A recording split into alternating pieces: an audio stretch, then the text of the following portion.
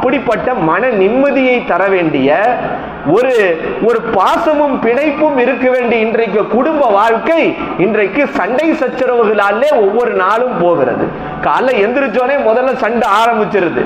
எந்த அளவுக்கு ஆயிருதுன்னா, பெற்றெடுத்த பிள்ளைகளே பார்த்து ஆச்சரியப்படுகிற அளவுக்கு, தலையில் அடித்துக் கொள்கிற அளவுக்கு, பிள்ளை முன்னாலேயே கணவன் மனைவி சண்டை போடுவதும் அடித்துக் கொள்வதும் அரைந்து கொள்வதும், இது சொல்ல போனா சில இடங்கள்ல ஆண்கள் அடி வாங்குவதும் கூட நடக்கிறது. இந்த மாதிரி நிலைகள் நபி ஸல்லல்லாஹு அலைஹி வஸல்லம் அவர்கள் சொன்னார்கள், அத்துன்யா மதாவ், இந்த உலகம் இருக்கிறதே அது சுகம் அனுபவிக்கக்கூடிய இடம். இது இந்த துன்யா என்பது சுகம் அனுபவிக்கக்கூடிய இடம்.